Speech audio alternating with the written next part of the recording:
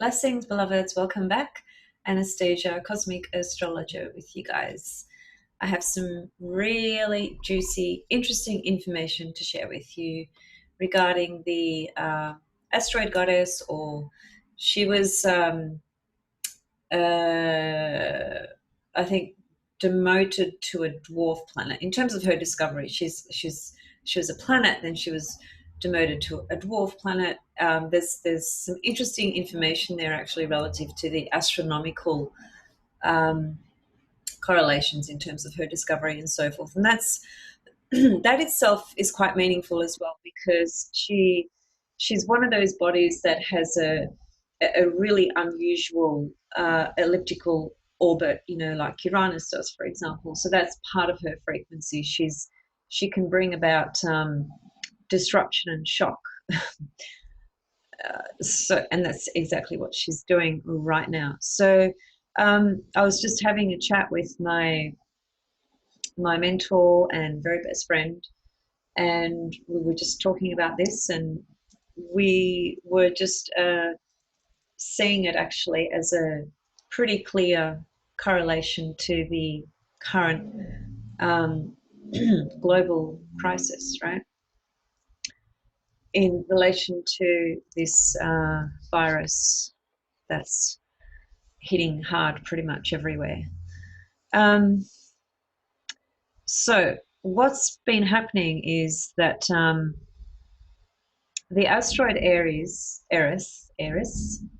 is in the sign of Aries, the zodiacal sign of Aries, Aries, right?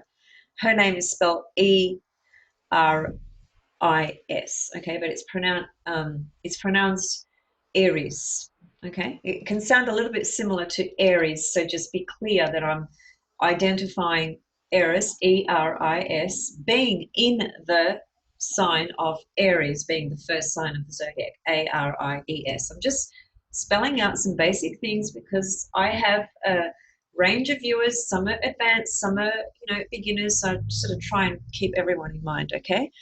Um, Now, this particular body, which was only discovered in around about 2005, which is really very early, okay, when we think about other bodies and their discovery.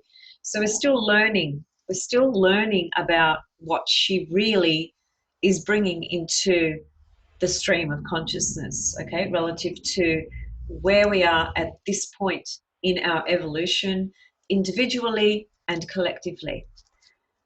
Um, I think though, when we look at what's happening at the moment, it's pretty revealing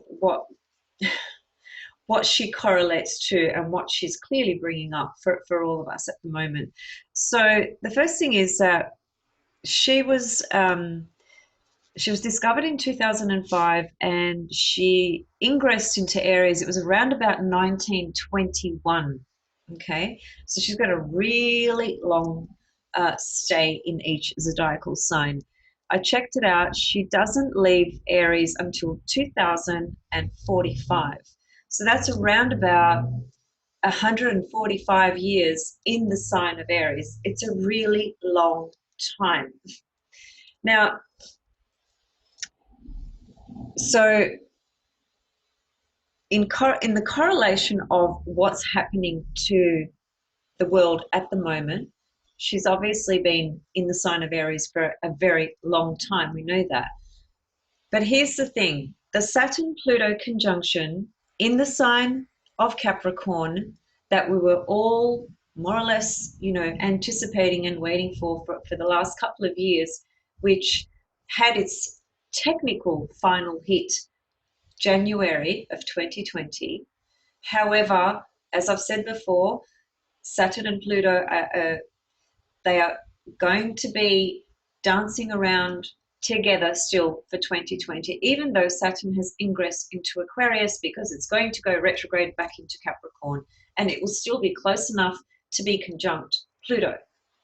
Now, the goddess Aries being in the sign of Aries, the zodiac sign of Aries, um,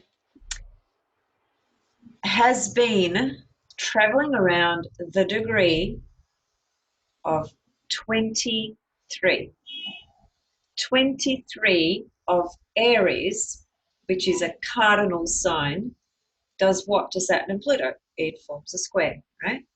So for the last 7 months, she's been moving, and she's gone retrograde. She's come back, and she's basically been around the 23 mark, okay, for quite a few months. And she is there at the moment. So she's forming, this is transit to transit in the heavens, not what's happening in your chart. This is what's happening on a collective level for all of us. It's a transit to a transit. Transiting Eris, forming a square to transiting Saturn and Pluto. Aries to Capricorn is a square. Those two signs, Aries and Capricorn, are cardinal signs.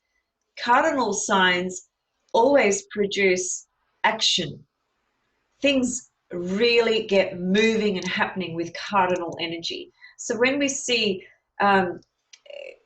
big crises in the world and really dynamic events, you can almost always bet cardinal energy is involved, because that's the nature of cardinal energy, to initiate and to also bring through change. So we have the cardinal element, we have the Saturn-Pluto element. We know what the Saturn-Pluto is. We've talked about it for quite some time. I don't think I need to give another interpretation of the Saturn-Pluto conjunction. I don't want to spend too much time on this video. I've got to get back to some work. So I'm sorry if you are a beginner and you don't know about the Saturn-Pluto. There's lots of videos, even on my channel, other people's channels, you can learn about Saturn-Pluto. But what we need to understand is that this virus that, as far as we know, broke out in around November of 2019 in China, doesn't matter where it broke out. It's just that that's when it broke out. Okay, that happens to be the location that's being stated as where it started. But the more important thing in terms of what I'm speaking to you today about is the fact that it started around about November of 2019, because at that point this goddess Eris was at 23 degrees of Capricorn, of Aries, which was square the Saturn Pluto, and that square has just basically been in motion, active for quite a few months now. Okay, so it's an incredibly dynamic aspect. Okay, for a start, it's a square. The other thing is it's cardinal signs involved, and the other component is that it's Saturn and Pluto involved, which is one of the most difficult planetary combinations you can have. Okay, and then the planet or goddess asteroid Eris is a dark goddess. She has some similar traits to Lilith. Her mythology is quite interesting. I'm not going to go into the whole story of that, but basically she's one of those angry goddesses. Okay, she is basically one of the main reasons the Trojan Wars started in Greece. Okay, so her presence and what she correlates to is quite powerful. It's not some. I mean, all the myths are powerful. All of them. They're magical. Actually, some are a little bit scary too. But every myth is powerful. But of course, every myth has its very distinctive characteristics. Now, the mythology of Aries is that because she was rejected essentially out of a very prominent wedding in the domain of kings and queens and the gods and goddesses and so forth. And this was around the Trojan War era and so forth. She basically retaliated and she got very angry. So she's very revengeful. She can make things happen that are really nasty. Okay, she's the goddess the dark goddess of discord and chaos. And one description I read was she loves to see humankind suffer. Now that's pretty full on. I know it's not very pleasant to hear. However, the thing that I want to also say is that here's some interesting comments, which now I've sort of tried to give you in summary, uh, an understanding of what this vibration means of the goddess, um, dark goddess of the underworld, actually as well. Um, Goddess of darkness, okay, relative to forming this square to Saturn and Pluto, and the fact that she was only discovered in 2005, the fact that she spends at least 125 years in the sign of Aries as well. So those are just some bits of information that you may be interested in. But in terms of the collective symbolism and astrology, it's really, in my opinion at least, it really speaks to what's happening at the moment. Because have a listen to a couple of comments here, and I'll tell you where I'm reading this from in case you're interested in reading this article, because this guy's really good. He deals a lot with astronomy, but he has a very good understanding of astrology and the archetypes as well. So I'm reading from his website. So, okay. So he says that Aries, the influence has been working for the most part at a subconscious emotional level, perhaps continuing to increase the unrest with the status quo in the human populace, but very much serving to awaken the human populace from the acquiescent unconscious slumber in fear. And if you listen to the previous video I did before this one, I spoke a lot about the necessity of every single human being waking up. We've got no choice but to wake up from this incredible collective crisis, which equals danger and opportunity. So this guy's basically saying that her frequency is such that she will come through with a, I mean, she's the goddess of discord and chaos. We can see chaos everywhere in the world at the moment, without question, right? And this is her energy. This is what she brings in. She brings in chaos. Why? To basically shake the slumber, the slumber in fear as well, the slumber in being unconscious. She wants to shake that up, okay? Because shaking that up, if it produces a level of more awareness and consciousness in people, then that is going to equate to people taking better or right action towards the earth and towards each other as well. There's a guy who is a speaker on non-duality, the philosophy and underpinnings of non-duality, okay?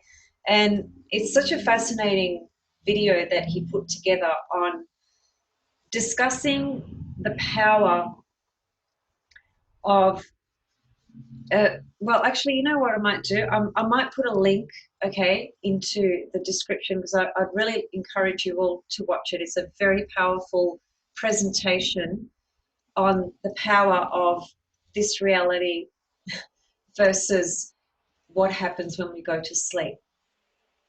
And in short, what he's saying is that, well, it's best you watch the video, okay, because I won't be able to regurgitate word for word what he said, because it's been a little while since I've seen it, but it really does apply here with what we're discussing today. Anyway,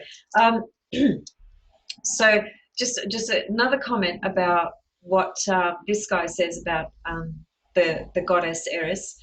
Eris demonstrated right from the start her no-nonsense astrological role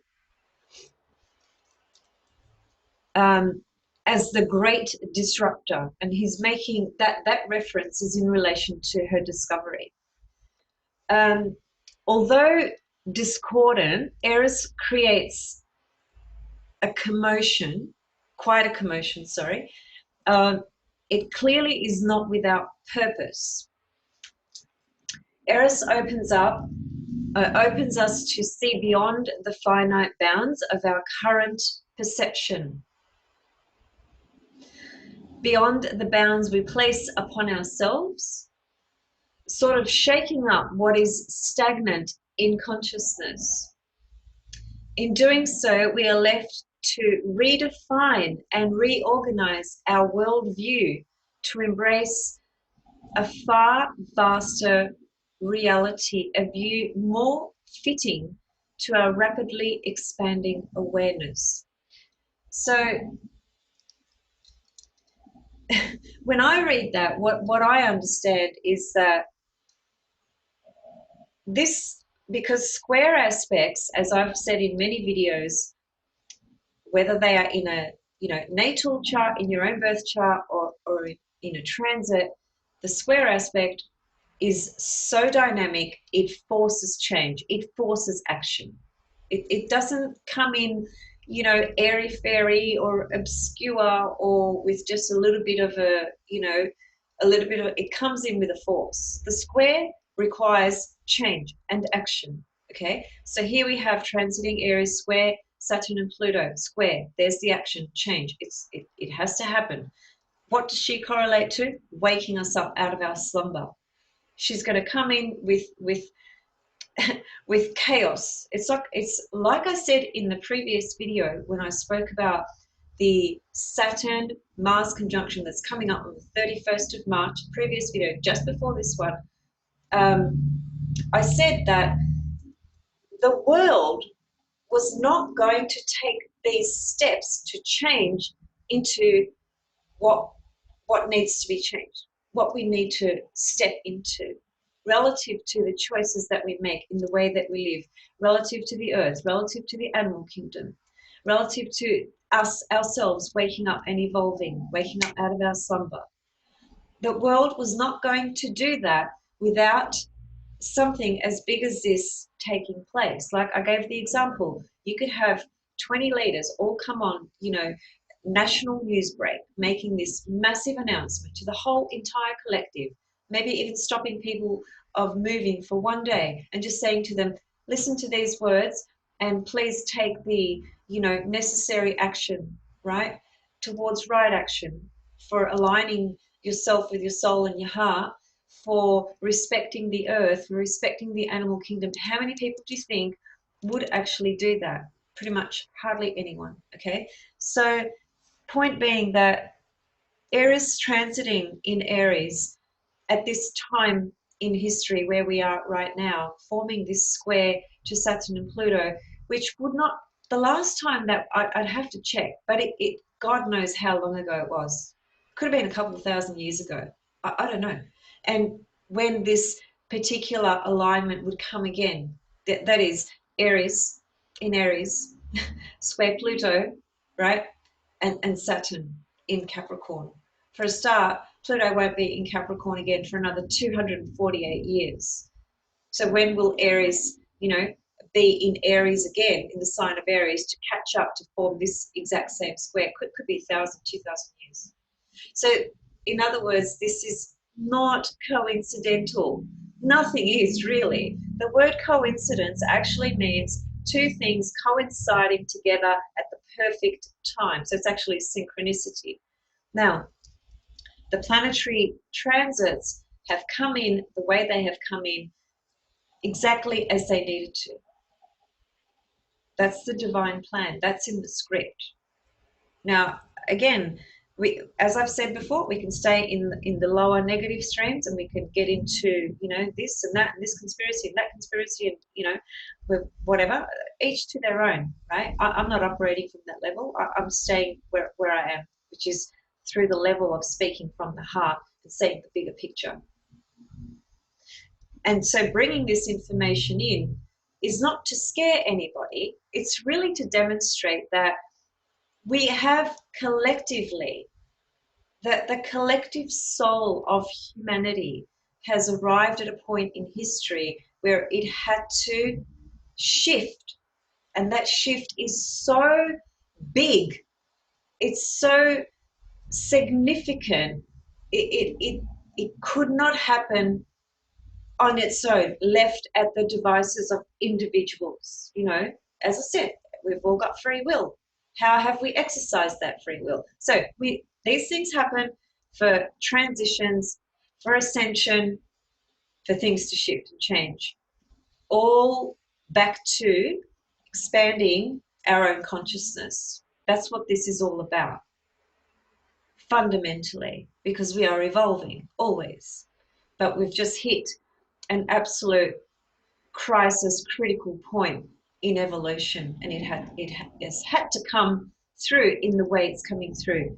Eris, dark goddess, dark energy. Pluto, dark energy as well, but ultimately transformation, of course. My point is that when you get a body like Eris, a body like Saturn, and a body like Pluto, you're not going to have this, humanitarian festival of, love rules, love power, let's all dance. No, it's going to come through with some really powerful, strong lessons in order to really shake the foundation of people of where they stand. And that's what this is. And it's not payback, it's not punishment, it's about waking up.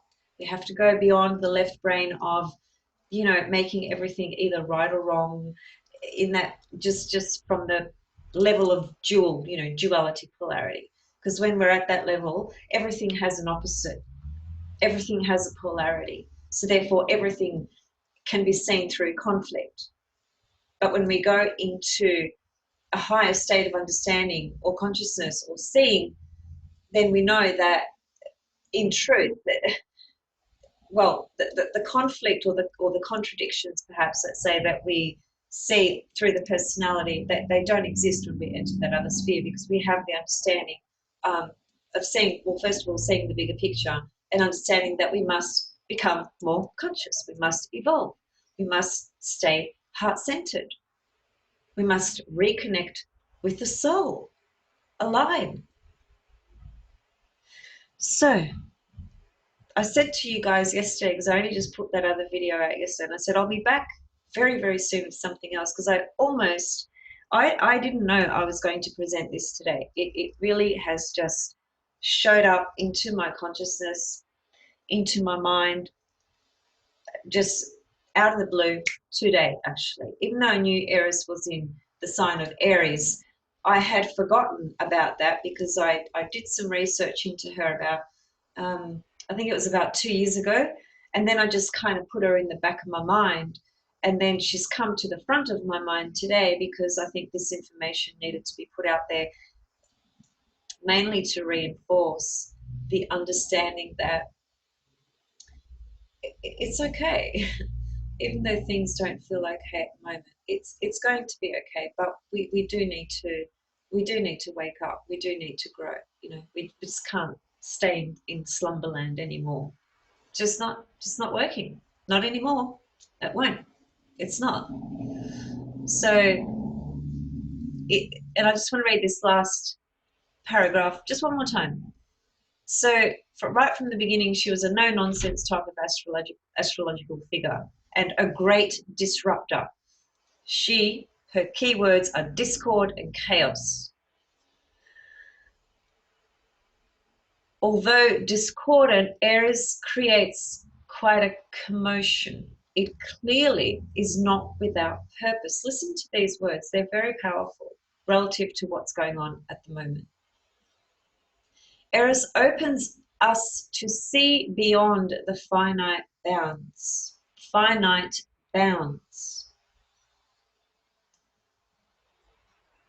of our current perception. And really, honestly, consensus reality pretty much have, this tunnel vision. Okay, and those eyes need to open up. That tunnel vision needs to go. We need to start seeing things in through lenses of bigger picture, truth, depth, consciousness, and get out of our little greedy personality ego that just doesn't give a shit about anything or anyone, and certainly not the planet. That's all got to stop. So just finally, and I'll just close with this. So we are left to redefine and organize our worldview to embrace a far vaster reality, a view more fitting to our rapidly expanding awareness. That's so beautifully written. I love that, which is why I've read it twice, because I want it to absorb, even in my own self. It's so beautifully written, and it to me, it just speaks so strongly to the current conditions collectively. So I hope this was helpful. Okay, I hope it gives you something else to think about, that maybe just gives you, you know, a sense of encouragement, knowing that the bigger plan that is out of our individual control is not all doom and gloom and as bad as certain streams are pointing to.